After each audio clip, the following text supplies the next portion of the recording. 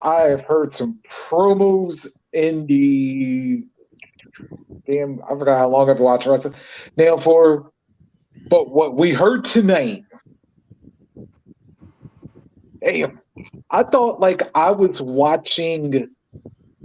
I thought I was watching like a heavyweight fight, like With word. maybe the Riddick Bowe Evander Holyfield series, and because this was punch for punch all night during this promo.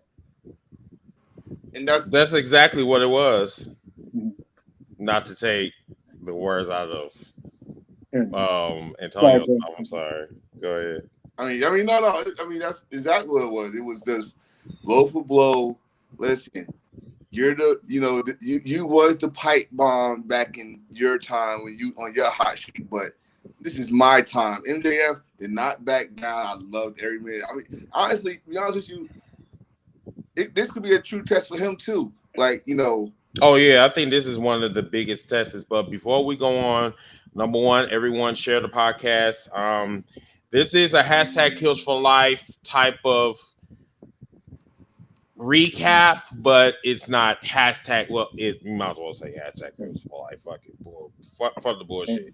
We'll do the intro, all the good shit. You know what I'm saying, and then we'll go ahead and we will talk about this insane AEW episode. This shit, man, y'all do not want to miss this. So make sure that you share this shit around. We're gonna go ahead and talk about this in a minute or so, and we will be right back. And remember to follow hashtag Heals for Life on YouTube, Facebook, iTunes, Apple Radio, iHeartRadio, every streaming site that you can think of, and we will be right back.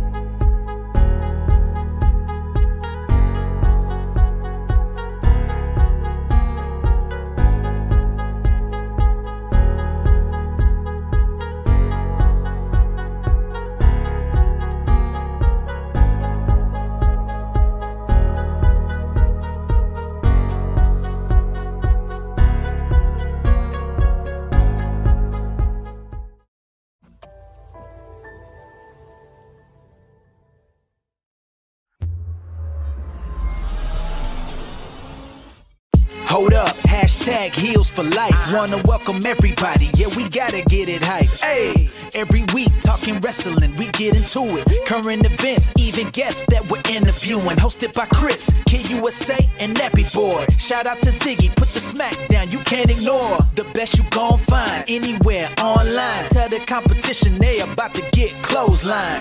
Hold up, hashtag heels for life. Let's go.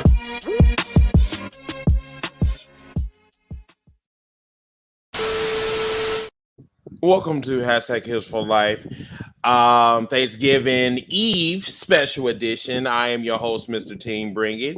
We got two special guests from WCC Wrestling Commentary Central. My admins, Antonio and Mr. Rockin' Reese. How you doing, fellas? feeling good. Happy anniversary, and also happy anniversary to all the WCC for Oh 20 years. yes. We also thank you so much for that, Reese. Yes. In I think what was that on the 26th? We will be celebrating 10 years of WCC. We formed in 2020, no, 2011. Yes, 2011. We're going to have a big, like, from now all the way to the end of the year, we are going to be celebrating 10 years in Wrestling Commentary Central. I just want to just let everybody know before we start. Thank you guys so much for making my dreams come true. I've always wanted a big wrestling federation. I always wanted to really meet wrestling fans outside of Milwaukee. We did that and then some, and we created an E-Fed that has like changed a lot of people's lives more than I actually thought. We did a lot of things over the last 10 years, and it's this is just the beginning. But 10 years, this is a milestone for me. Reese was actually one of the originators in WCC. We started out with 50. We're almost at 3,000. We could have been that more, but you know what I'm saying, bullshit, you know, potholes along the way though. But still, 10 years, the business have evolved. WCC has evolved, but we'll get into that a little bit later. First, we need to talk about AEW. Let's listen. Let's just go. Let's just do Yeah, this. yeah, I'm gonna start this one off, bro. 20 minutes of just shooting from the goddamn hip with two of the best on the mic, and I gotta give MJF his due because he said some stuff that probably a lot of people that probably would say it in private or in a shoot video, but he said live on TV, and then he and Shaky and Shiver, he said it right in CM Punk's face. And I love the camera work, like I said earlier, the camera work when they zoomed on CM Punk's face, he looked either shook or surprised. I'm gonna say surprised. I'm gonna say that man was shook, but he was surprised that he's really that good on the mic. Oh yeah, he's that good. But at the same time, he got to remember who he dealing with, the man that invented pipe bomb, and CM Punk gave right back to him, and he said some things that needed to be said to MJF too, like the Rosie O'Donnell comment. Everybody forgot that little MJF was on Rosie O'Donnell. He brought that up, and getting replaced by Britt Baker. How that, or should I bring up the less famous Miz comment? You know, it was like haymakers being thrown in like a boxing match. And this is the second time they met on camera. So we got a whole 2 months of more to come, and I can't wait. Yeah, so let's talk about this segment. Number one, it was personal. It was personal between these two. And it seems like this was baggage that needed to come out. And when it came out, these wasn't pipe bombs. These were nuclear weapons that were detonated and exploded all over the spectrum of wrestling. It went from this one was my favorite. CM Punk called MJF a less talented Miz. Then he went on to say that CM Punk is PG Punk and that he will always be second best to the King of Kings, and even said that you know what, you are so PG, you might as well preach hustle, loyalty, and respect. It said that I can see you, but I can see right through you. Dude, I lost it. Yo. But oh my God, like I'm sitting up here in my living room like, what the fuck am I watching right now? Listen, I dropped when he said that line, that the hustle loyalty, I think I dropped my damn cookies. Yes, I was having cookies during this. I dropped it. I was like, did he just remiss John Cena in this in Chicago, where Money in the Bank? You gotta remember all the stuff that happened, and then said the King of Kings line, and I'm like, yo, not to mention, don't forget, he said he go end them faster than his UFC career. Ooh. That's what started the whole thing. That's what kicked it off. Oh, now I'll give you one line even before that. Because remember, he was talking about, hey, it's a good thing you're straight edge. But I was like, I know a straight edge man could look like a meth addict. And if I had a face like yours, I would need about 8 shots of whiskey just to look myself in the mirror. And he said, based on how you look, he's like, it's the one. He said, it's like, it's you, the one that needs to go to sleep. Right. He was like, like you said, these promos, it felt personal, but at the same time, it was great. It was great TV. Like, if you want to start a feud, and you, like I said, we got months to keep on going. This is the start of it. This is like you build your Sunday feud, and you didn't get to the cherry on top yet. They don't need to. They don't need to, man. It's like right now, like We only got this promo. We're ready for the match right now. And let's not forget the Grand Poobah alliance that was said tonight. That CM Punk said, MJF, you think you're going to be number one? Bitch, please. The only way you're going to be number one is if we wait around long enough for Tony Khan to have a daughter that you can marry. I was like, when he said that, I was like, oh, you want to like make Triple H jokes? Yeah, I got one too. Oh yeah. We just referenced the King of Kings on this night. Like, I mean, the thing about it is that, a lot of people don't want to talk about Triple H's past. But the thing about it is that you can't escape your past. You can't escape your past from China. You can't escape your past when you sat back and said that you will run over anybody that crosses you during out your career. So when people bring up your past, you cannot get upset because these are straight facts. You married the boss's daughter. mm-hmm. And it puts you in a position of power in the company. So that basically puts you out there on like basically sleeping your way to the top. And with how today is, you can't hide the shit. Like, we will find out about it sooner or later. We will find out about all this stuff, just like how we find out about how the WWF was back then. Your past will come back to light. And Triple H, some of y'all might don't want to remember, but it's gonna come back. Triple H married Stephanie, even though it was forbidden for him to date her. Mm-hmm. They still dated to the point that they got married, and now look at him, he got a piece of the pie. So not to cut you off, but welcome Abraham to the show. He wanted to come on here. He's geek. He wanted to come on here and talk. So I just like, fuck it. We gonna bring him on too. It's Thanksgiving Eve, so we got a lot to be thankful for. They gave us a fucking epic AEW show in Chicago. So yes, we're all going to fucking talk about this. We're breaking down. Number one, we're in the first segment right now, so we're talking about the nuclear weapons that were displayed. So yes, go ahead. The bombs. They was throwing bombs. Like I must have said "oh shit" like 4 times. Like I couldn't believe what I was hearing. Like I was like, wow. Like it really. I'm thankful now. I ain't gonna lie. I'm thankful. This was like one of the best promos. And to be honest with you, when CM Punk went to AEW, I was looking forward to this. I said to myself, when you have a war with MJF on the mic. Yeah, he kept saying that. That line is truth.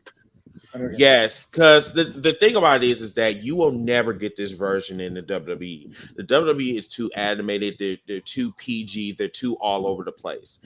They will never, ever let those type of names, that type of name calling, those type of references to go get out in WWE television. But the thing about it is, in order to have captivating like type of television, you gotta put some shit out there, dude. Not even that Roman and Cena promo before SummerSlam. Man, fuck that shit, man. The thing about it is that you cannot be too careful, especially when you're going one-on-one with someone that you clearly don't like, and clearly someone is trying to take your spot. Sometimes you got to bring out them references that's going to, get you trending. Needle Dick went trending for a minute. And it was a chant. It was a chant. It was a brand new, once he said the Miz line, they start chanting Miz. Once he said I should punch you dick, they start chanting Needle Dick. Now you want to bring up the WWE, this is the problem. WWE got to worry about shareholders and all that stuff. They can't go back before they get. Remember when WWE, or should I say F, was before they were public, they was like that. They used to draw the line and lean over that line or even cross it. They don't do that no more. AEW, we gotta get people talking. How they get people talking? We gonna put this MJF against CM Punk and see if he still got it on the mic. Like he said he's the same guy. Okay, let's prove it. Let's get our best guy on the mic right now who can piss off goddamn the Pope if he had the opportunity to. And this was perfect. This was a perfect storm. Perfect. And I mean, like you said, man, we've been waiting for this once CM Punk came in. CM Punk, we got a lot of dream options now. Of course. CM And now a lot of people say that, AEW got too much talent. You cannot have too much talent. I can tell you this. If it's used correctly, Mhm. you will have dream matches. That's what we got in AEW right now. We've been preaching this for the past 3 years. Fresh. That they need fresh new talent, new combinations, new things to keep us busy. Right now, they gave us an early fucking Christmas present, and not to say that Spider-Man No Way Home is not a present, because that is a present for me, but this is an early fucking birthday present that I have gotten before I'm turning 39. We have got MJF versus CM Punk, one of the most savage motherfuckers on the mic today. And today has been a preview that I've been wanting for the fucking longest. Matter of fact, me and you, Reese, we have talked about this. Me, you, Antonio, we talked about this too.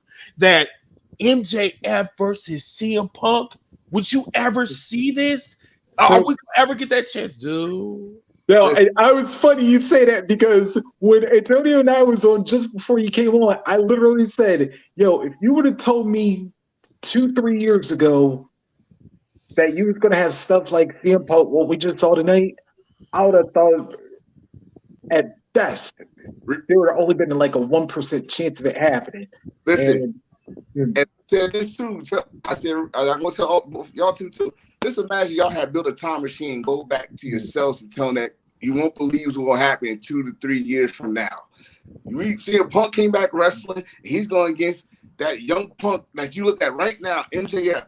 You won't believe yourself. Like, nah, that ain't going to happen. CM Punk ain't going to come back. These are the kind of stuff that they probably see nostalgia in WWE, but in AEW, these are the exact dream or fantasy matches that you could get. And they don't have to be always for the title or part-time.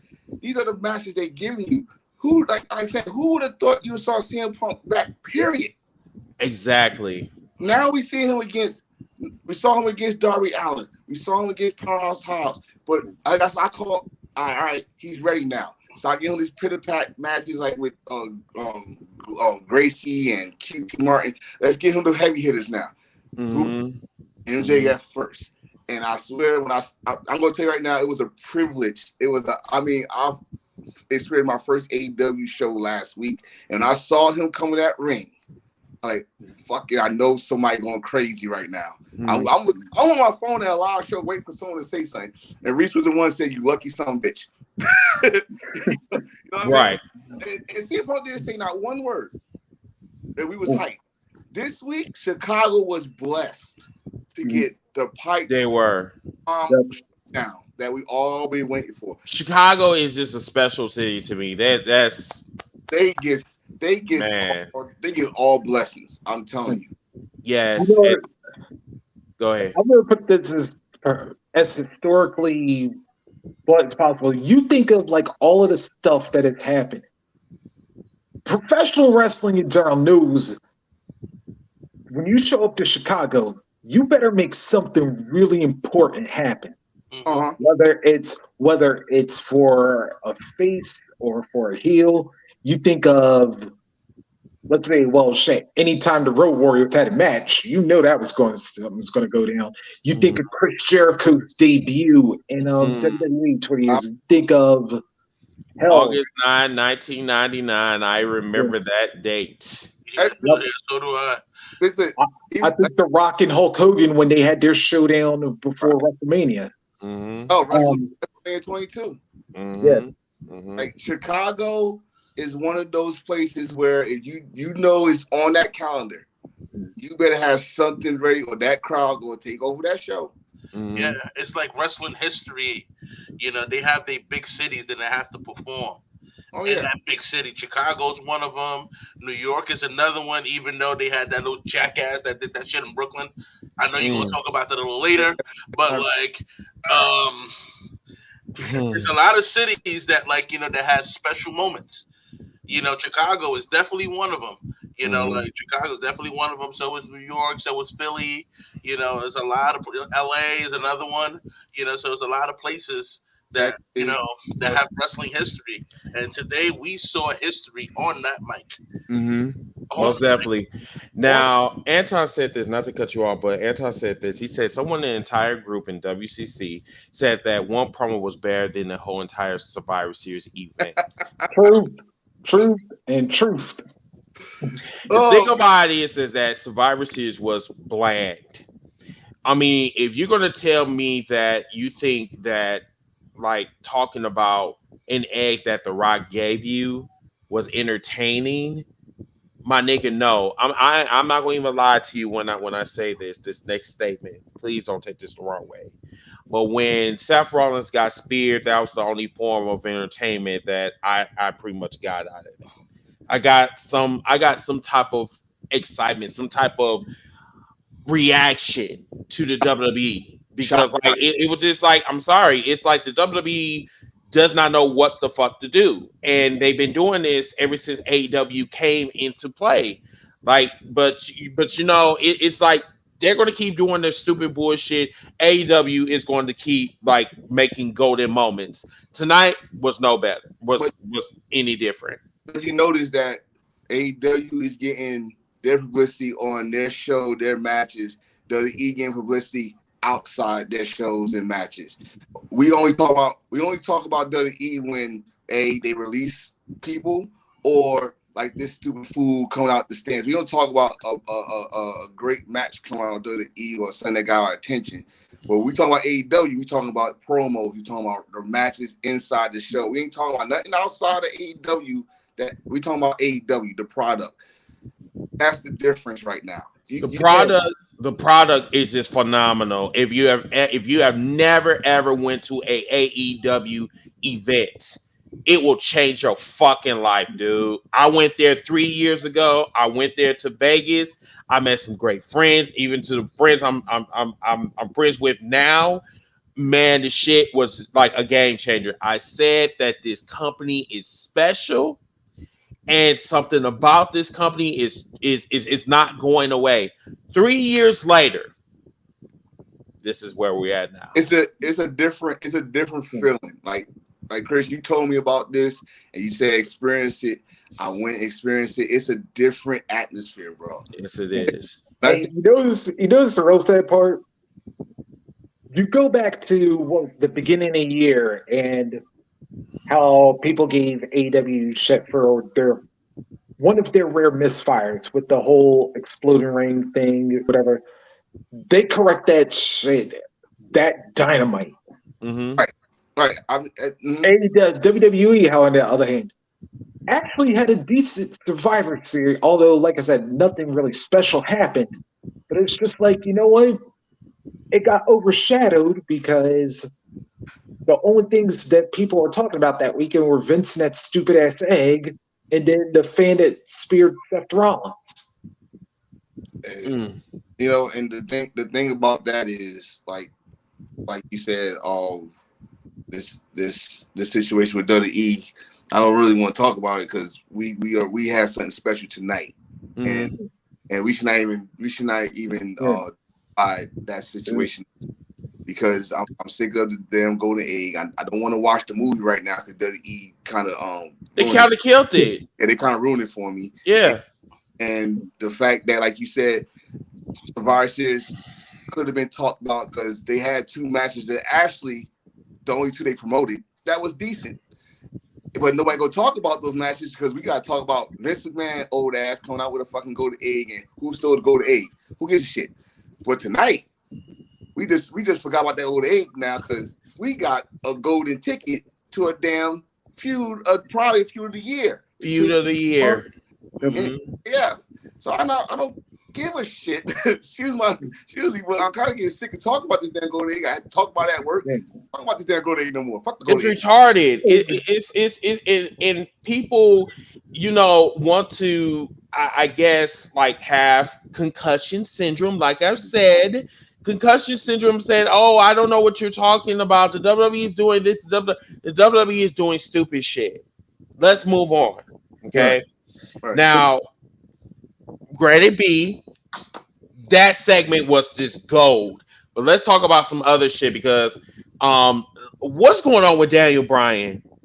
Uh, What's up with him? I don't. Yo, And I said this last week. Like, when did they flip the switch and turn him heel? Because Full Gear, the man was getting the standing ovation for knocking out Nero and stuff, and he come out all of a sudden talking bad about the fans, talking bad about Hangman, ruining Hangman celebration. Like, okay, I don't get it. Maybe they'll add something up to it.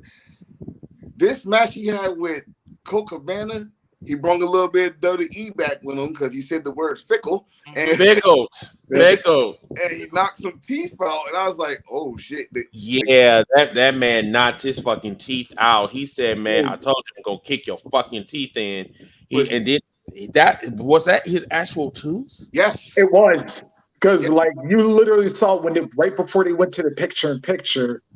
Yeah, I was like, wait, what the fuck is that on the floor? And it was like, damn, Like- it was actually Colt's tooth. Like, usually when someone kick, you see the little, like, someone spit and made it look like they tooth fall out.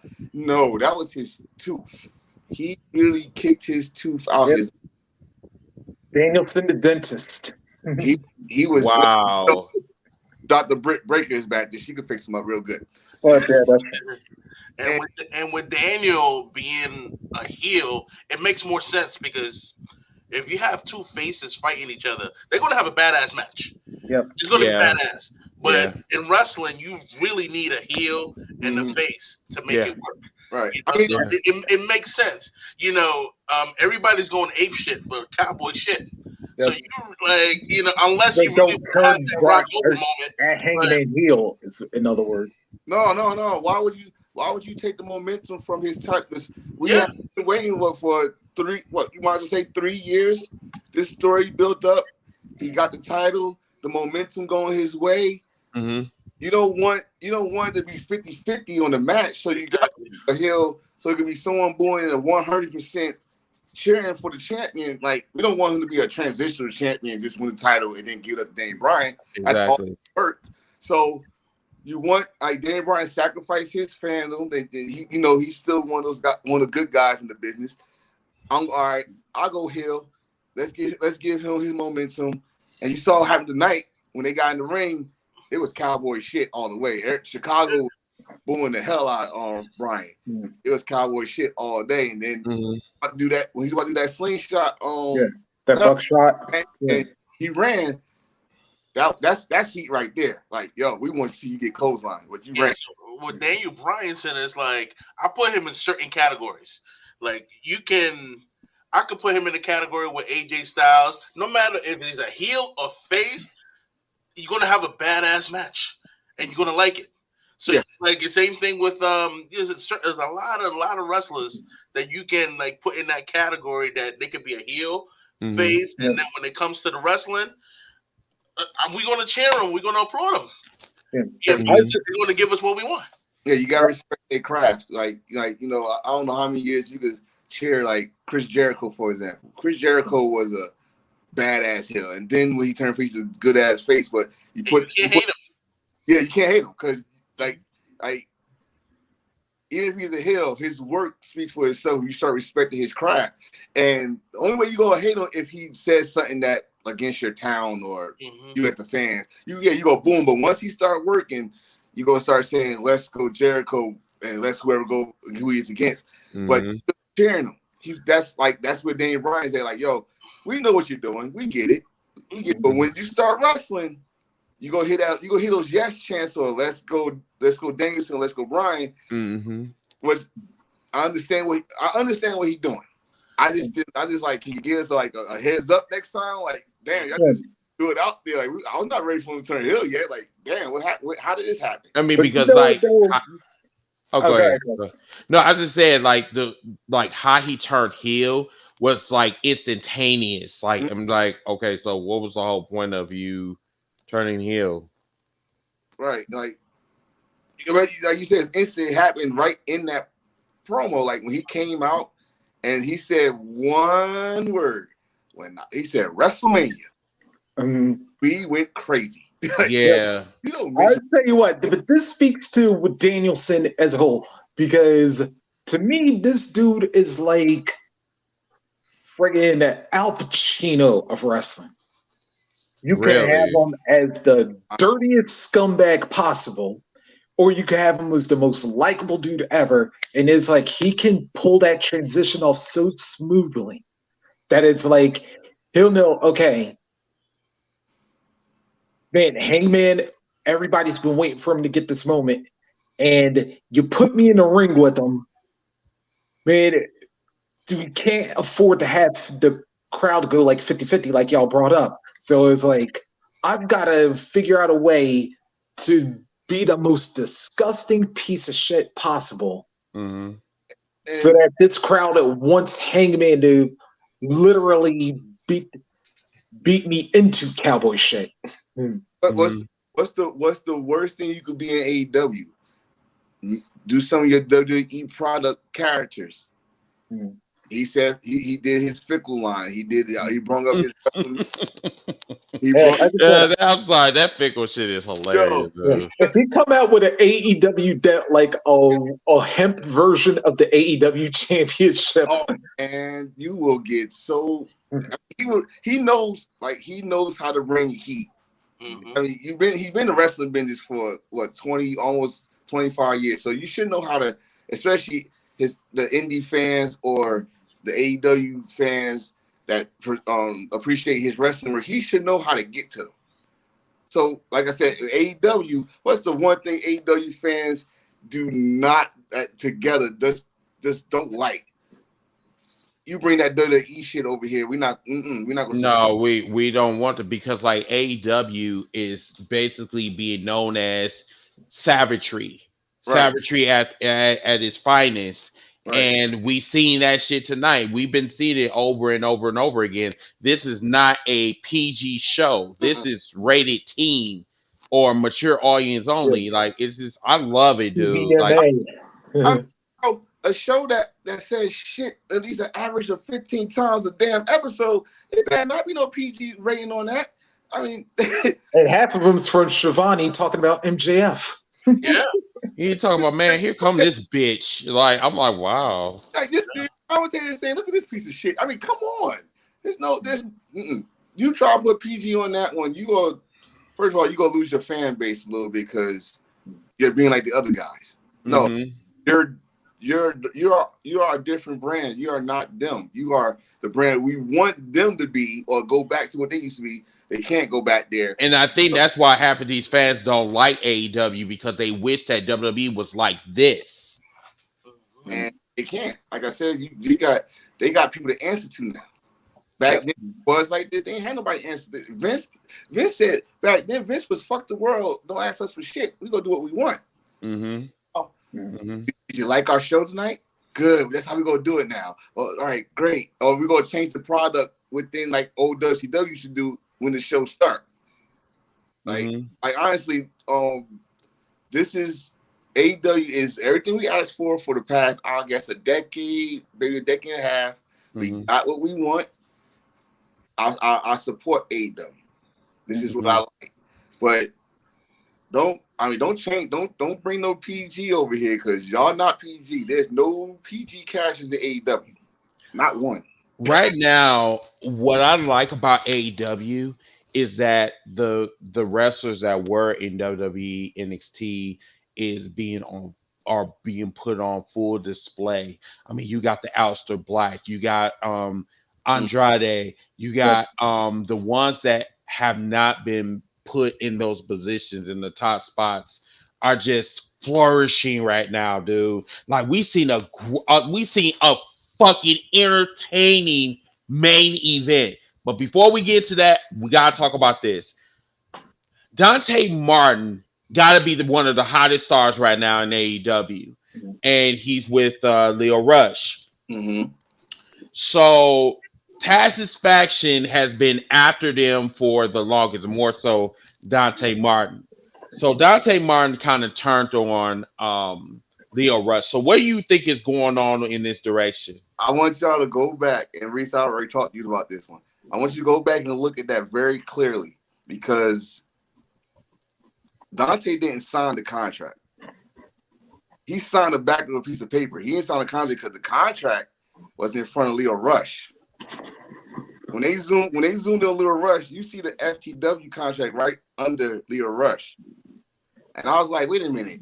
He didn't sign that I had to rewind that for me. Like, he didn't sign that contract, dog. That contract is right by Leo Rush. So my thing is, we might get the old switcheroo, like, oh, we just want to see how loyal you was. I told you Leo Rush, he'd go with anybody that blah blah. Leo Rush probably goes with Team Taz. Because Leo Rush seemed to me, he's on a hill. When he first got there, like, he was doing his little hill work. Like, he took Dante from Matt Sindel. And you see how easy Taz made it look like, oh, I could get him to come over here. And he's fine with them, and he think he's with them, but he didn't sign no contract. I saw a blank sheet of paper. The contract was under Leo Rush. So you think that it's going to be Leo Rush that's going to turn against Dante Martin? Yeah. I mean, I like the prospect of Leo Rush against Dante Martin. Yeah. But I don't think a heel Dante Martin against Leo Rush is gonna work. But I see a heel Leo Rush going against face Dante Martin. Abraham, did you have something to say about this? Well, Team Taz need a little bit more talent. So so it will make sense, if he does join them. So that's just gonna make a badass match between him and Leo Rush. So that's pretty much what we're gonna see out of that. If you're gonna build stables, make them strong. That's my opinion. So, are you saying that there's not enough talent in Team Taz? Well, they lost one of their biggest one was Cage. They turned on him. They really didn't replace him like that. So you bring an up and coming star and make him a big star. He's already popular. So you make him and with Taz, you rolling with Taz, you rolling with a G, you rolling with an ECW veteran, why not take advice from Taz? It makes sense to me. His wrestling mind is impeccable. So it will make sense to me, to go that direction. Yeah, but you think about you with the lineup they got right now. You got Powerhouse Hobbs. You got Hook, who I'm still waiting to see if this dude's ever had a match yet. You got Ricky Starks, who still recovering from his neck injury. And then you throw Leo Rush into the mix. I'm like, dude, Team Taz is going to be ridiculous because you're gonna have strength, you're gonna have speed, you're gonna have experience. You're gonna get a total package, especially when you put all four of them together. Like with Powerhouse Hobbs. Remember when he joined Team Taz? He was another one that was getting up there, but he was still green. But they gave him some TV time and they turned him heel. But at first we didn't understand it. But if you look at his development from last year to now, he's his name is Powerhouse. He's the Powerhouse. He's the enforcer of Team Taz. Starks is I call him Mini Rock. He's your Mini Rock, yeah. He's your charisma guy. He got the mic. He's smooth with it. Hook is I'm gonna say the young boy. If I speak in Japan terms, would you call him the Randy Orton? The Randy Orton evolution. He's a young guy that got to learn between the ropes of the veteran, and plus his father. Like you said, Taz is that ECW legend that been, from the Paul Heyman sort of business to the WWE sort of business. So he his way around the business. Not only know the business, he could wrestle his ass off. If his neck was not, he probably would still be wrestling right now. So you bring in Dante Martin or Leo Rush, you got your experienced, flashy guy that would, if you see him on the top ropes, the crowd would stand up. And I witnessed this shit for myself. Every time between Leo Rush or Dante hit those ropes, we stood up because we didn't want to miss nothing. So you got that right there. So if you try to build your ranks up, this would be a good time to do it because right now they don't have nobody. The Elite is hurt. The Death Triangle is about to go through some shit because I seen something. If we gonna talk about that, we talk about that. But I see something with Cody and Pac going at it. I see something going because Pac is always getting hurt, so he go do his own thing against Cody, and they're the tag team champions. Blah blah. And I think they're supposed to be making another faction with Malachi Black because you keep on talking about this House of Black. I'm ready for that. I want to see this House of Black. So remember, everybody talking about AEW is full of stables or full of factions. Well, some of these factions are either not on TV or they getting hurt. Kenny is not there. The Young Bucks is not clear. So who was the other ones? The Good Brothers is stuck on Impact. They are not coming back to AEW. So all you got left is Brandon Cutler and Adam Cole, who's trying to weasel his way to bring Bobby Fish in there. Yeah, I see that. They're slowly trying to get his ass into, like, I guess, I don't know, Undisputed 2.0, if you want to say that. Well, remember, we saw the seed was planted when Adam Cole got there. Like when he said, "I remember what y'all did to me. If y'all fans of being the elite, you remember how he got not kicked out of the Bullet Club and being elite." And then last week, when he said, "I need y'all to take." Kenny said, "I need y'all to take care of business." And Adam Cole was like, "I got you." He's like, "No, I was not talking to you. I was talking to Matt." And are about to start some frickery. That, how they was going at it before. It's like a Cody and like. It's like every time Kenny's the leader of something, someone want to take his place. And right now, we know Adam Cole is a great leader because Undisputed Era was a hot thing, a hot commodity. Great. In NXT, all they doing is waiting for Kyle to get his contract done. His contract is done at the War Games. Right.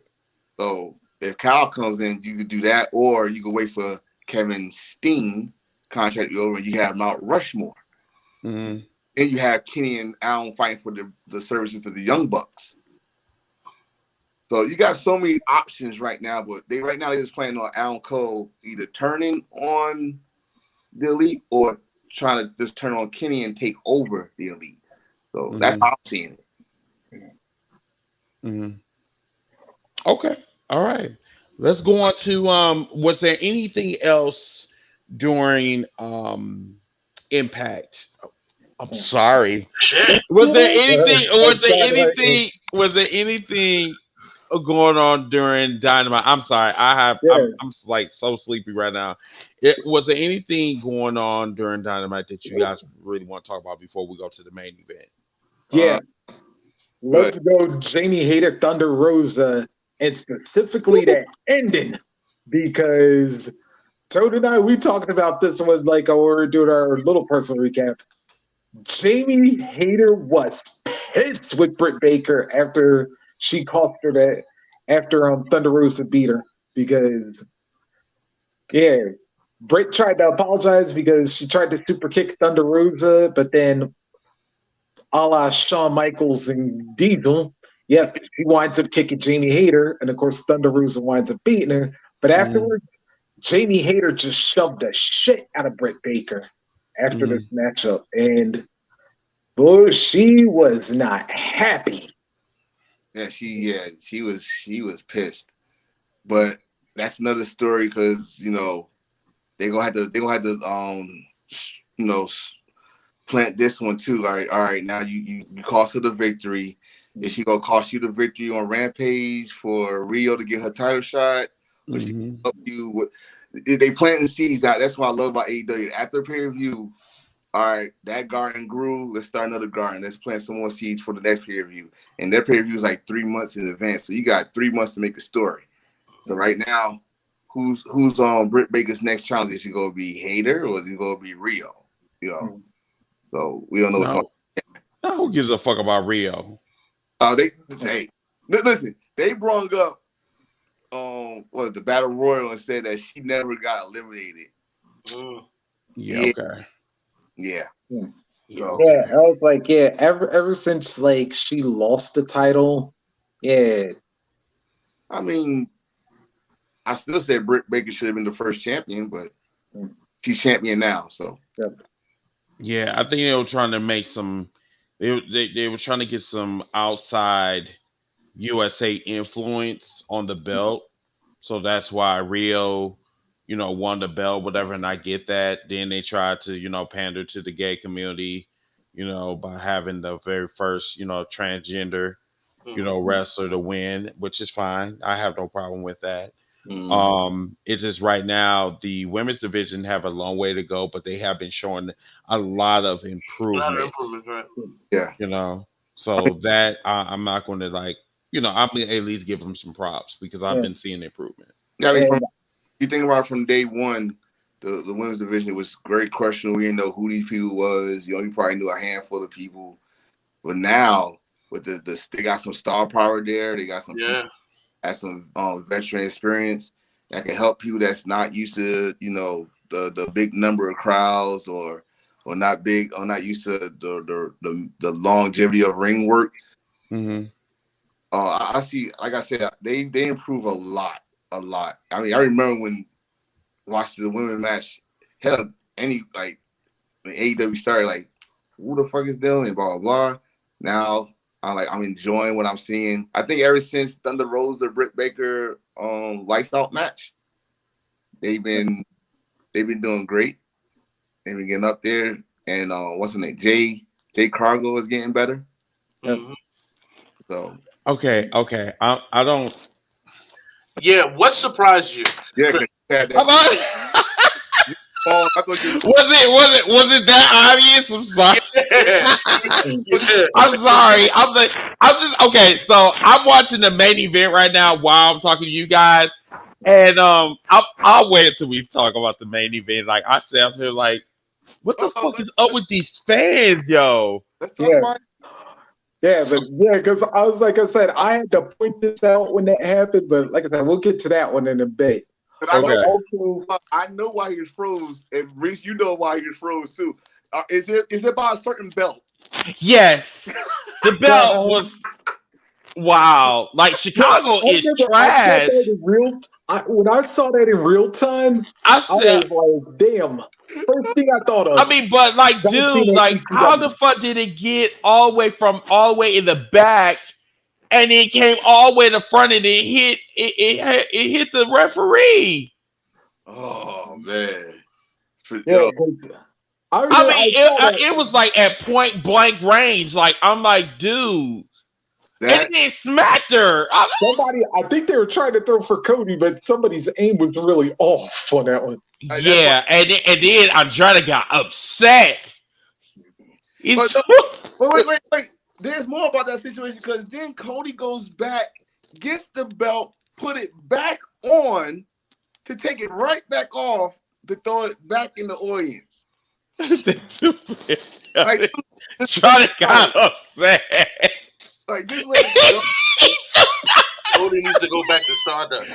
Oh, shut up! Don't say that. No. That's so No. rude. No. Yo, So why he need to go back to Stardust? so you said this 2 weeks ago, and you know what?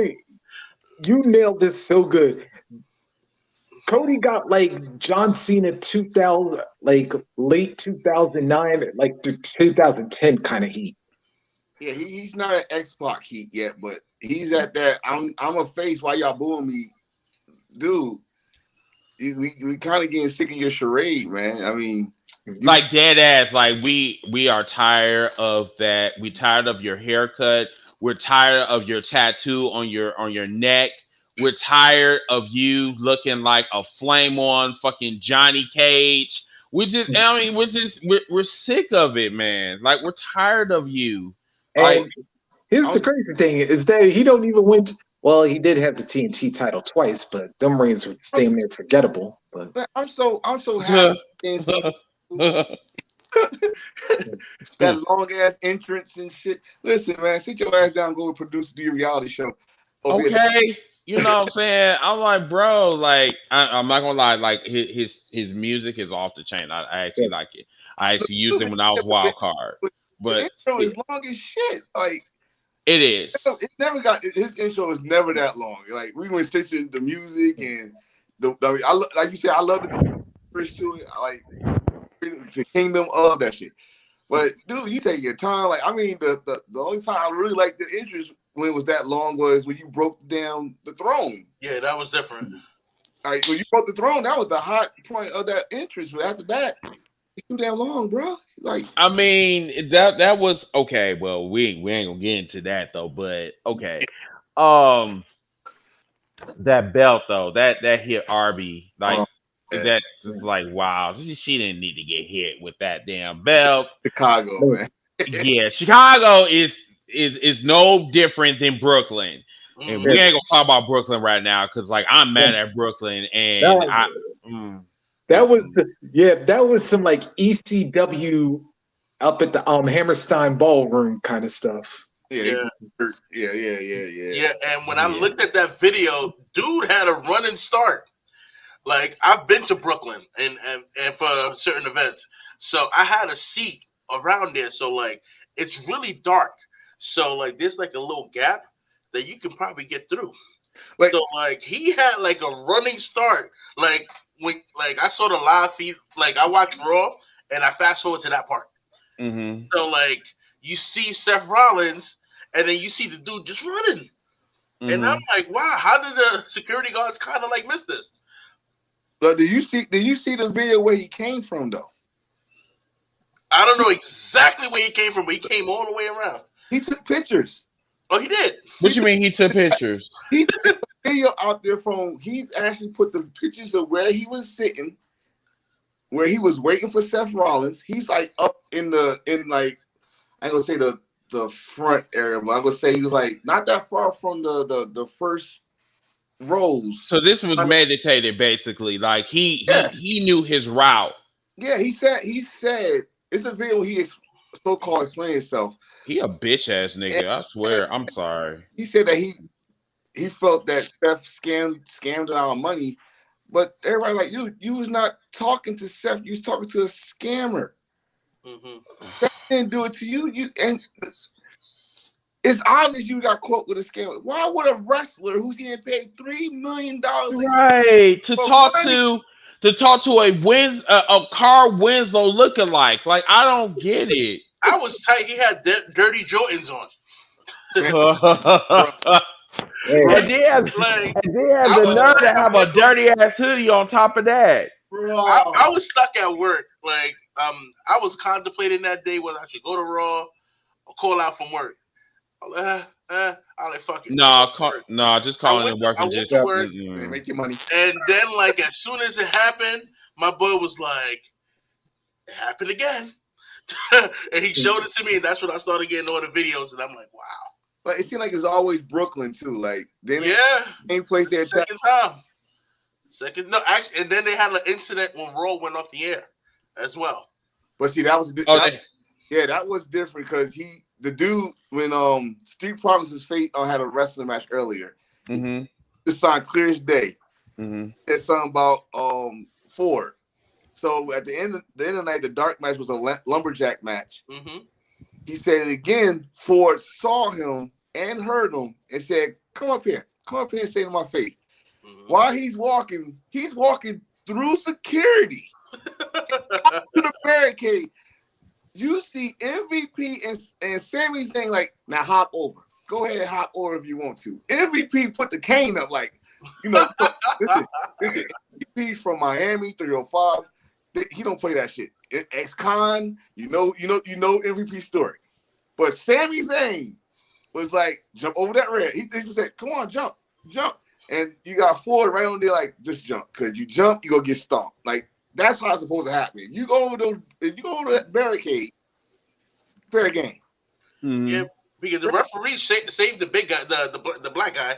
And I'm telling you that. They're like, dog, he's spirit like, dog, look at the video again. Seth Rollins got him in a guillotine chokehold. Yeah, he was going to choke him out. If the referee ain't come down and bumped the dude, he would have choked him right out. Right. So, and it's we tried our best not to talk about this. Yeah, but unfortunately, we kind of have to because this kind of shit is happening way too much with the fans. Think about too much, yeah. Think about the dude that tried to mess up MJF Jericho thing a few months back. Right. I mean, you know what? And I wanted to say this on. I wanted to go live on it, but I like, you know what? I'm not. But let me just say it right now. Y'all gotta remember, the past year, this shit was taken away from us. Yep. We didn't have the option to go to none of these shows. We had to watch it on the little Thunderdome or Daily Place or wherever else. We had to watch wrestling in empty arenas. Mm-hmm. We are blessed to get this shit back, and they could quickly take it away again without no. Of course. Exactly. They could take it away and just say, fuck it, we can go to a studio and do these shows. We was doing fine, according to them, last year. So, quit the bullshit. Why would you pay them your hard-earned money to go and pay a jail and a court fine? Trust me, the ticket is way cheaper to going to jail and paying court fees. And Facts. Exactly. Stop doing this stupid shit. You don't want if you that pissed off and you at the show, how about this? And you got the balls or ovaries to do it. Wait for them on the side building. Wait for them in the garage. Wait for them in the back of the goddamn arena. And you can't even get close to them. Yeah, if you get close to them, you can't even get close to them. Right? Don't come in where they got cameras everywhere. He did it because he wanted an audience. See, that's the thing with him. He wanted an audience. He got it now. Yeah. Oh yeah, he got it. It's like he's stupid.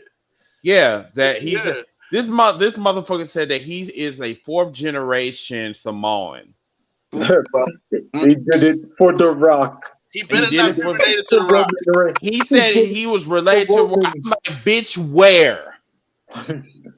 Where on your body? Where on your mustache? Maybe you might resemble Rocky Johnson, but nigga, you don't have no fucking bone in your body that says that you are a Samoan.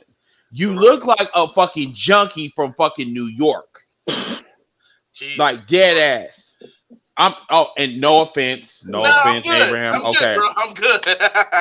Okay, I'm just saying because he come out there with that damn hoodie and shit, looking like ET and shit. Like my nigga, like I do not know what in the fuck possessed you to say what you said and said that Vince McMahon and Goldberg. What the fuck? He was talking. Goldberg came into this shit. It was a good tackle though. He probably played football. Because he got him down. I mean, yeah, he sacked him.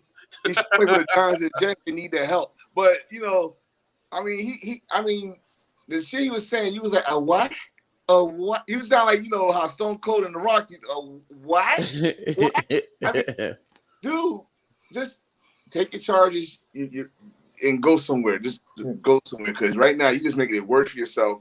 Because now, you're going to have one of those, you're going to have a true wrestler fan see you. Mm-hmm. Yeah. And fuck you up. Yeah. It's already harder now to, like, even get close to the wrestlers. Yes, it is. I work in the arena.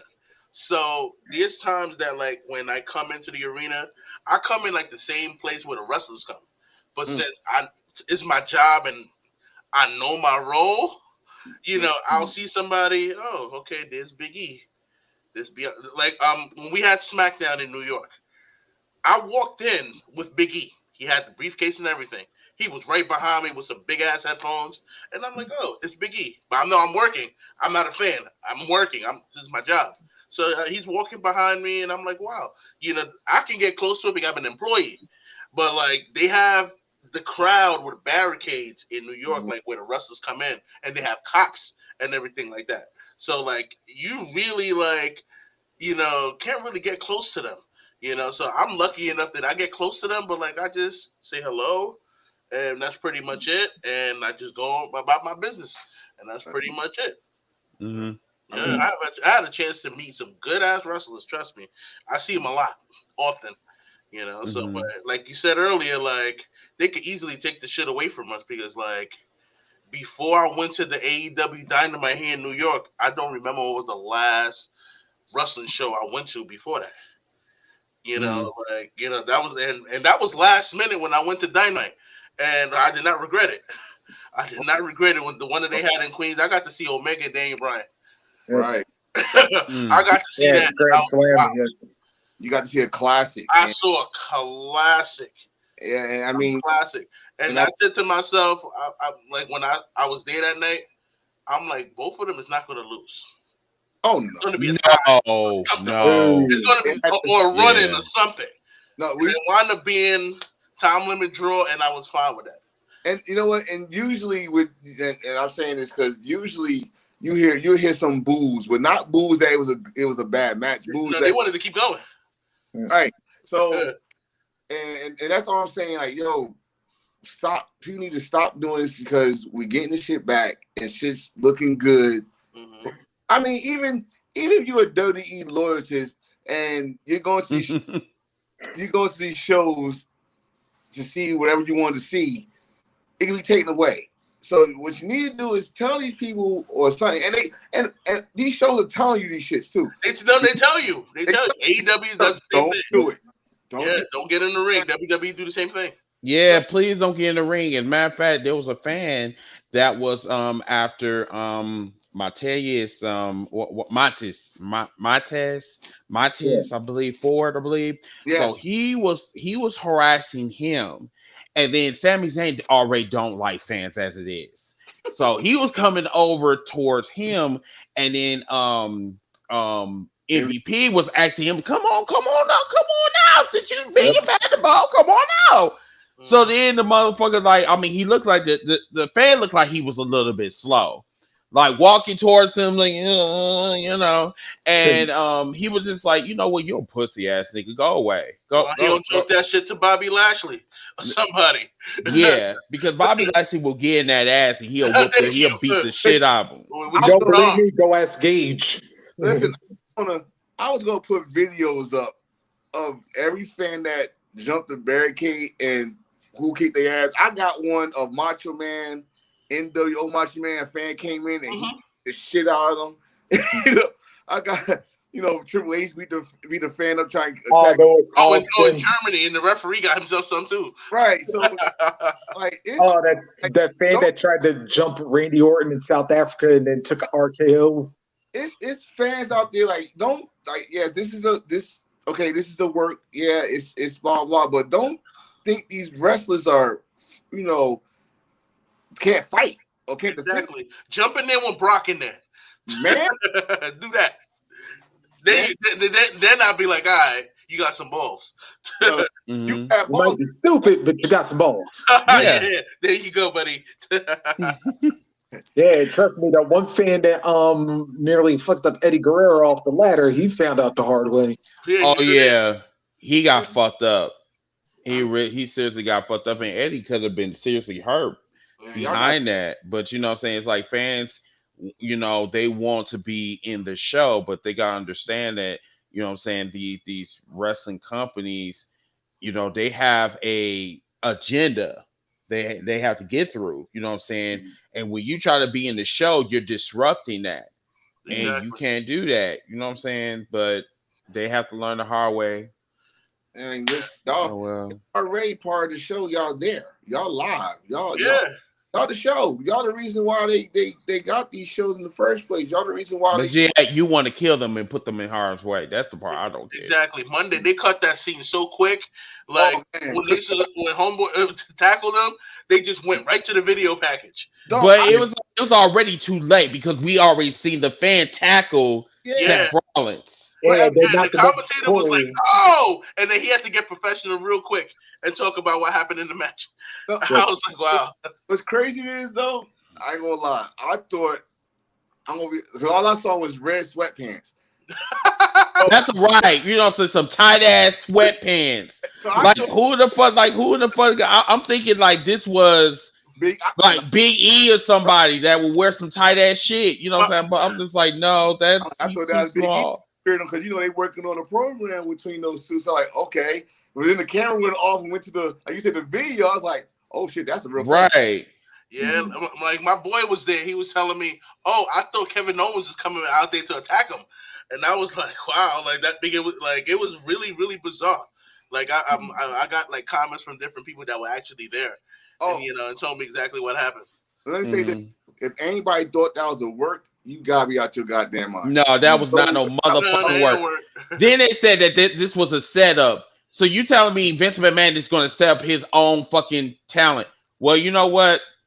Wouldn't be the first one, won't be the last. But anyway, Yeah, let's go to this main event. that was not a setup. That was from somebody that was crazed and was a mental patient, and like just even looking at that fan, he disgusts me. Like it just Yes. uh Speaking of crazed people, let's go to something that was actually part of a show.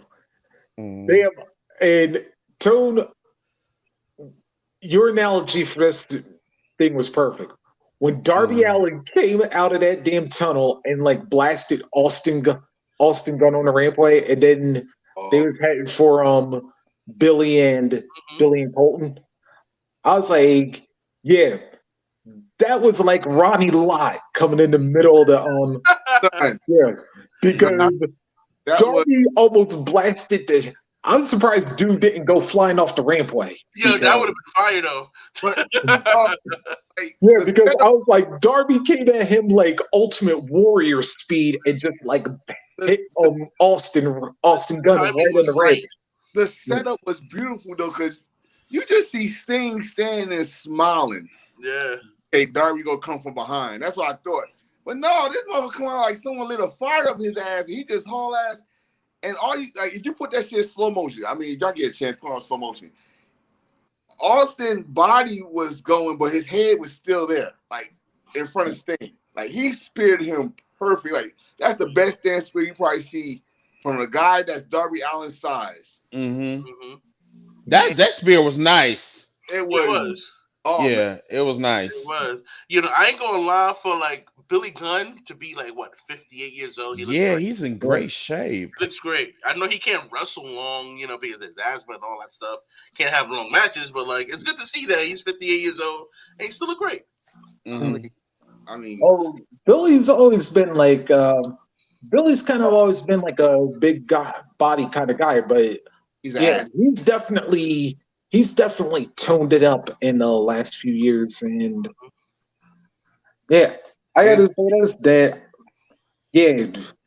with him, Austin and Colton like together and stuff, like they've really you want to talk about father-son duos, or in this case father-son trio, man, I would tell you what, where Billy kind of didn't get to ascend to, I would tell you this, Austin's definitely going to ascend to it, because Lord knows that kid's got a mouth.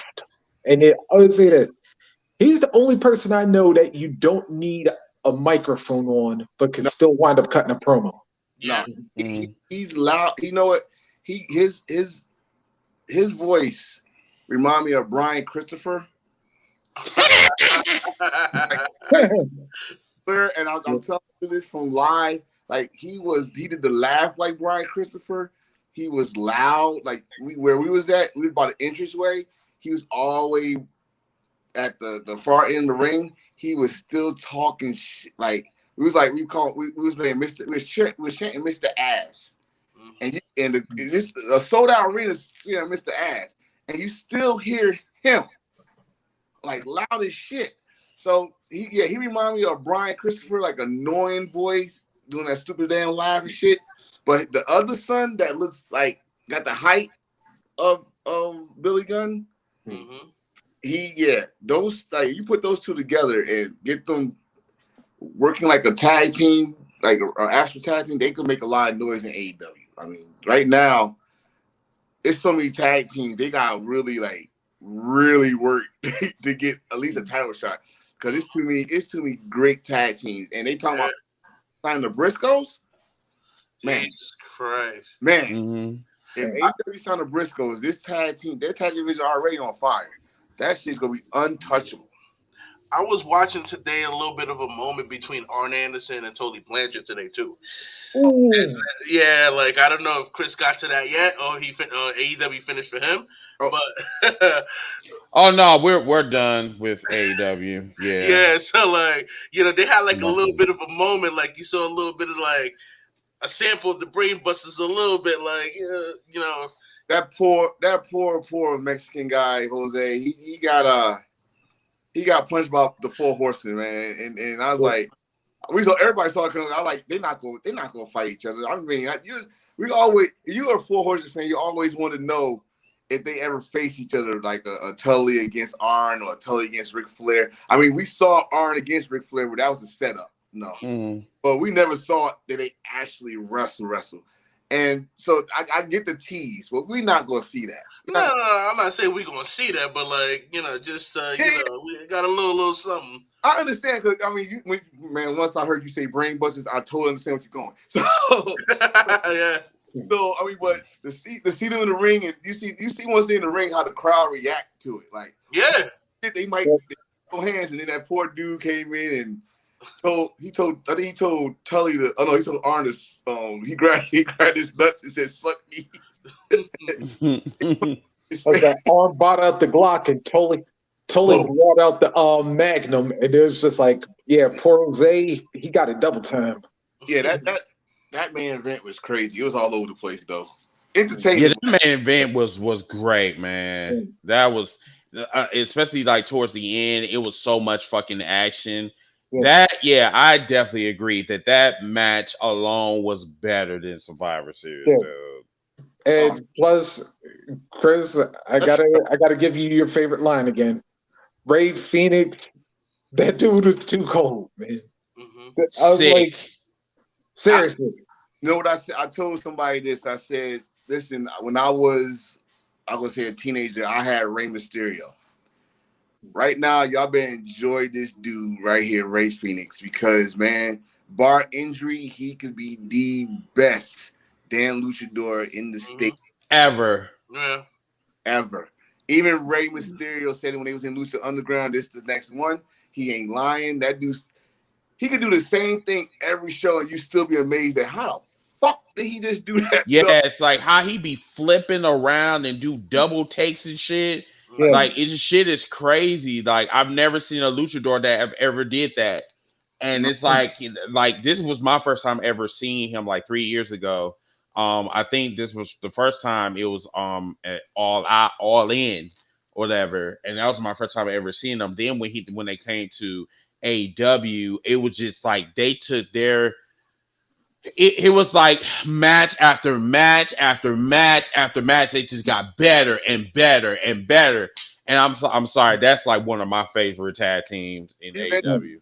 It's kind of messed up because we all talk about who's the greatest tag team now, and you know what? They never say the Lucha Brothers, and Lucha Bros are my first tag teams. They deserve that shit because everywhere I seen them, everywhere they went, they won tag team gold. True. I think it's a generational thing too, because you think like back in the 80s and 90s, we were either saying it was either Road Warriors or Steiners 1, 2. That maybe in the 90s, 2000-ish, it was probably Harlem Heat 1, Dudley Boys 2. And then like now you're probably going Lucha Brothers 1 or Young Bucks 2 or Young Bucks 1, Lucha Brothers 2. You can't even say that because like FTR is you got FTR, you got like and then Usos New Day is like so many different combinations you could go with on this one, depending on like which company you follow more. But the tag team division anywhere right now, the business when it comes to tag team wrestling is at a level right now that it had never reached, period. Because back then you can only say one company was better than the other company. You can't even say that because now you gotta say tag team, period. You can't say companies. You gotta say this tag team. They could go anywhere thanks to this forbidden door. They can go anywhere now, and they could be the hottest tag team in the business. And hell, for those that still just watch WWE, you want to put the Usos or the New Day in it, fine. Yeah. I'm gonna give the Usos their props. I'm gonna give the New Day their props, but that's all I'm gonna give is their props because they're not touching.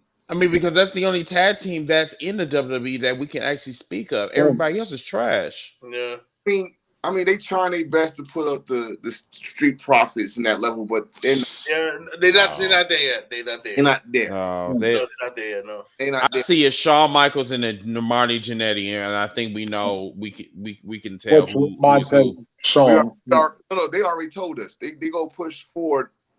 They gonna push him up and go leave his partner Dawkins behind. So yeah, we already know the margin. Yeah, we already know he about to get fired. So I mean, was- I'm not trying to be disrespectful, but he gonna probably get fired probably next It's year not fired, sometime. it's released. Hey, Oh, we like to wish you is that. that what We'd that like to wish you the is? best Oh, in your future endeavors. People power. it's budget cuts my ass. but right, okay. Yeah. But see, with other taxes, you can't say who's the Marty and who's the Shawn Michaels because they're like you said, the Lucha Brothers. You can't say that because they're both good singles too. No, in That's just certain a former cases, world champion. in some cases there is a Marty Jannetty and there's a Shawn Michaels, but Yeah. there's sometimes there's both of them. Look, Pentagon and Phoenix. I'm sorry, both of them are fucking tight. Both of them are Shawn Michaels. Right. But in Edge versus Edge and Christian, there was clearly a Shawn Michaels Yep. and a Marty Jannetty. Yeah. Right. Yeah. Well, I hate to There's always a weak link to a team. Yeah. That's facts. yeah. Yeah. And You know, that's like hard the to, Hart and like I Foundation. said, the teams where both links are strong, it's hard to like pick because Like back in the day, the Hart Foundation. You know who the better wrestler was? It was Brett. Yeah, It Brett was was clearly Brett. the better It was wrestler. a powerhouse. But that's what made them like a good combination because they have a little mixture of both. You know, so that's what made them one of the greatest tag teams in wrestling history too. You know, so like certain like tag teams kind of complement each other. You know. Exactly. Well, fellas, I do not want to wrap this up, but we are past our hour. It is 11:35. I want everybody to have a wonderful and blessed Thanksgiving. Be safe. We'll be Same back here, bro. probably about in a week. Abraham, thank you so much for coming on. Yeah, no doubt. Antonio, Rock and Reese, you guys are awesome. You guys have a wonderful and blessed night, and we'll see you guys next time. happy Thanksgiving, everybody. Yeah, happy Bye, Thanksgiving. everybody. Peace. It's